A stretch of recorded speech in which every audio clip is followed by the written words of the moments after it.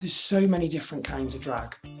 And, you know, it's not just about gay men in dresses. And it shouldn't be. Like, drag is about being anything you want to be. So it should be open to anyone. Welcome to the final episode of Snatched, a Gay Times original series hosted by me, Sam Damshenas, where each week we chat with the Queens of Drag Race UK. This week, I am speaking with the champion, Danny Beard. Danny, huge congratulations. How are you feeling? What's going on? Darling, I'm sat in a hotel in central London. I couldn't be more showbiz. I was in Heaven nightclub last night judging Porn Idol. I got straight to work. I got handed a crown and went straight to work. That's the dream, right? Winning Drag Race and then judging a bunch of naked people. Do you know what I mean? That's the best part about being a drag queen, isn't it? You must be absolutely buzzing today, right? I'm buzzing. I'm all fair coat and no knickers. You have to excuse me. But I have had the best 24 hours ever, honestly. And the reaction in the clubs last night, I've been sent videos of people all around the world filming the final. And it's like, honestly, it's like gay football, people out the seats cheering. I feel so full of love. I mean, this is my first interview today, so I'm going to try not cry. But honestly, I don't think I've got any more tears left in me to cry, and they're all happy tears. So honestly, I'm over the moon. Fuck the World Cup. This is our World Cup. Yeah, well, fuck the World Cup. Fuck the fucking World Cup. Fuck it. You absolutely decimated this season, Danny. Your win is so deserved. 4 challenge wins. You never received any kind of negative critique. You completely slaughtered the competition. Take me back to last night and how you felt when Rue announced your name as the UK's Next Drag Superstar. I don't know if you've seen the clip BBC Three put up, but I had a good feeling in my gut about how the series had gone. But when I watched the show back on TV, there was just this feeling inside of like, that is Cheddar Gorgeous I'm stood next to. She is drag royalty in this country. Like, your mind just says there's no way. Do you know what I mean? There's no way. So I kind of, the last few weeks, prepared for Cheddar to win, which, you know what? If I came second to Cheddar, I'd have been happy. But when she said my name last night, it was like someone had kicked me in the stomach. I was like, I couldn't believe it. I could not believe it. So I'm over the moon. Yeah. I mean, you said Cheddar's a legend, and she is, but you have also been a legend in the drag scene for so many years. You're one of the most famous UK queens before the series aired. So now that you've dominated the season and won, do you kind of feel validated? Do you know what feels the nicest part about all this? Listen, I don't want to sound like a big head. I know I'm good at my job. I've done it, you know, I have done it 10 years, and I love making people laugh, and I love giving people a good time. But what you don't get to do day to day in your job is show the person behind the makeup. And the love and support that I've got is equally for my career, my job, my art, as it is me. And that isn't something I've ever had before. If anything, I had the opposite before Drag Race. My show is, I don't know if you've ever been to my shows, but I am shady. I am reading them all. I mean, I read myself, like there's no holds barred. I sing songs, I take the piss. I really try and be a modern version of traditional British drag. So some people leave thinking, God, they're a cunt. Can I say cunt? You can say cunt, yeah. They just leave thinking I'm a complete knob. But, you know, that's drag. I like someone that's strong on stage. When you stood in front of a room full of people, you've got to take control of it.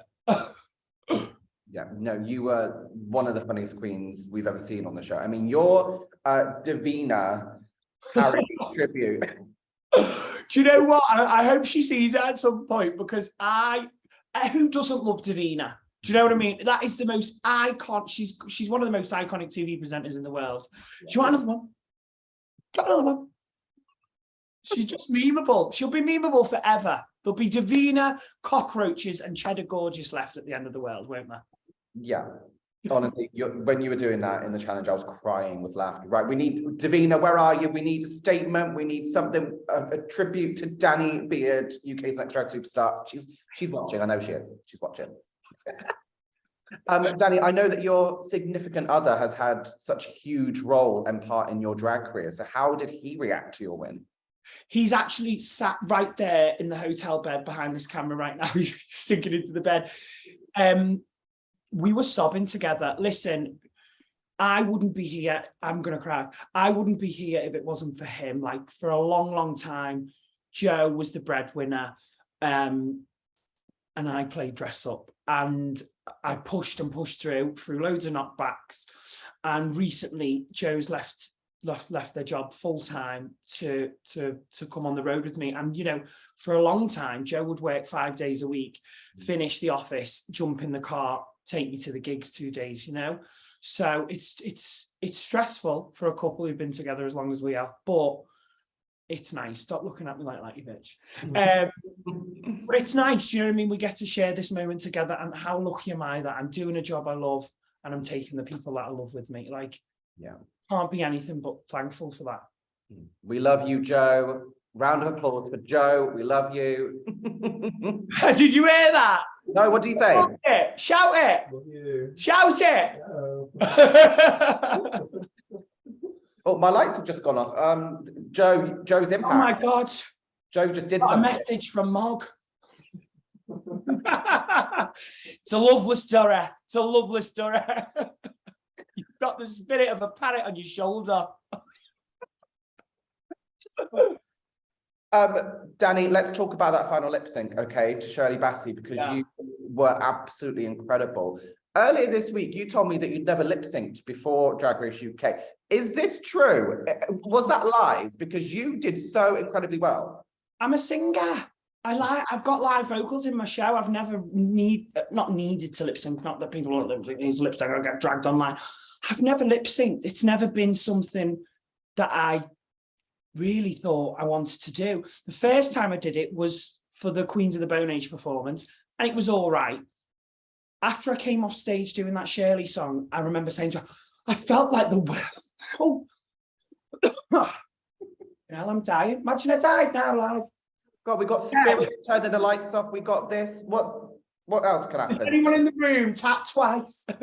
No, piss off.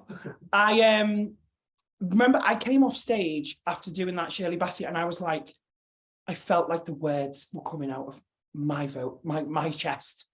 I've never enjoyed. I don't think I've ever appreciated the art of lip sync until I did that. I felt like I could hear her voice coming out of mine. Do I sound like I need to check myself in somewhere? No, honest to God, it did look like every single word was coming out of your goddamn mouth. Like, it was a perfect lip sync, Danny. Felt it, babe. Honestly, I felt it, and I knew it was my last chance, and I'd listened to that song in particular so much in the hotel when we were prepping. Yeah. And I just loved it, and I'd never actually really give it a listen. And shouldn't say that, because I saw this morning Dame Shirley Bassey has posted a picture of me and Cheddar, tagged us. Stop. Dame fucking Shirley fucking Bassey.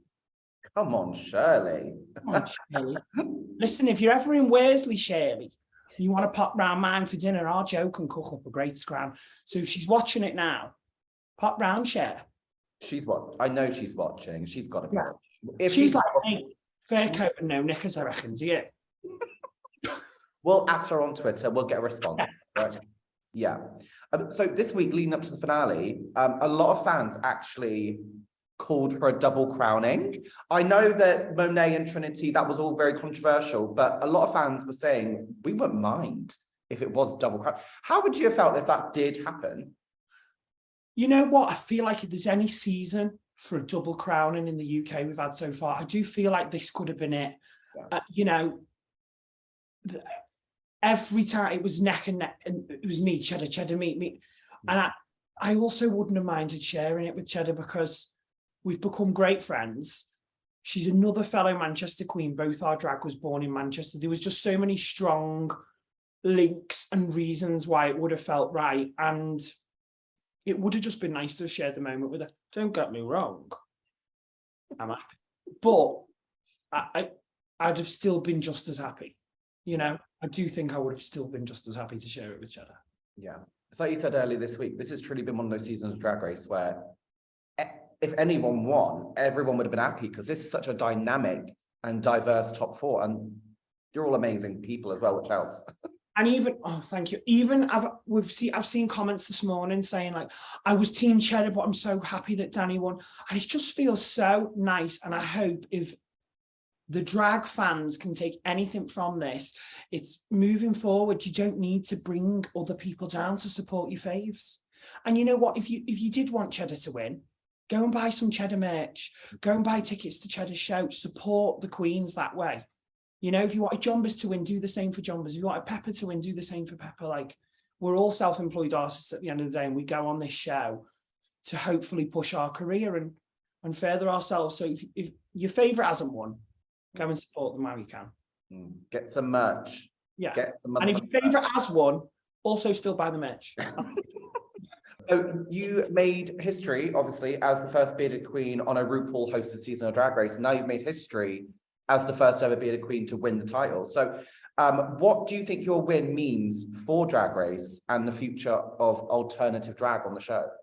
I said it last night straight after they put this really heavy crown, actually, my neck's killing, crown on my head. And I said, I hope this means that in the very near future, we see drag kings on there and a more diverse drag. Listen, I'm not the best bearded queen in the world. Do you know what I mean? It's quite subtle until you get close and you notice it. And that's my thing. I like that. But there's so many different kinds of drag. And, you know, it's not just about gay men in dresses. And it shouldn't be. Like, drag is about being anything you want to be. So it should be open to anyone. Yeah, absolutely. What do you aim to do with your title as well, and your platform moving forward? Well, I hope to make some of the money back that I spent. It's very expensive, but I really want to work in TV. And like, I don't mean, you know, celebrity picking up dog shit. I mean, like, I'd love to work in TV. I'd love to host television. You know, I'd love my own show eventually in the future. I'd like to crack TV presenting, and I think I can do it. Listen to me. Sat here with no bloody knickers on and saying I could be a TV presenter. I'd love to do it. It's always been a dream. So let's see if we can do it. I want you to be the host of Celebrity Big Brother and Big Brother as your Davina parody. That's what I want to see. I could do the bit on the side, couldn't I now? Good. You could. I could do that, me. Absolutely. Yeah. And I need to see you in stand-up, because your stand-up routine had me fucking cackling. Thank you, babe. So much. Oh my God. Brilliant. Honest to God, I love my job. I know I say it all the time, I just love my job. I love making people have a good time. It's an escape for me as well. You know what I mean? And I when I come off stage sometimes, it's a blur. I was like, what happened? And my boyfriend's like, you said this joke, that was funny. You said this joke, right? And like, honestly, we really are a team. So yeah. Yeah. Thank you. Danny, this is a question I have to ask. I'm sorry if it's forbidden, off limits, if it's taboo, but I have to ask this question. Are you prepared to take home another crown on All Winners season 2? Listen, you can never say never to these things, but give me some time to make some money, because if something like All Winners, you need to be spending the dollar, hon. Yeah. And I need to make the dollar. Mm-hmm. You know, yes. Not eating on. I'm freezing here, saving money. Cost of living crisis. Exactly. This will be in cash converters next week. I love that. Danny Beard on All Winners season 2, quote, cost of living crisis. Yeah. That could be my new drag name, actually. Cost of living crisis. Love that. You've won a crown. Now you're done with Danny Beard. You're going on to a whole new persona, right? Yeah. Do you know what? I don't know why I'm going off on this tangent, but when I was on the show, I took up vaping because it's stressful. And you get that nicotine rush, don't you? And I said, if I ever redid drag, if I ever started my drag career again, my new drag name would be Nikki Rush. I think it's a great drag name. And listen, if there's someone watching and you want it, you can have it. I think it's great. but they need to pay you for this. All right. No, share the love. Share the love. You can have it for free. But also, I'm with you. Addicted. Constantly addicted. I actually got in trouble from Scott Mills the other day.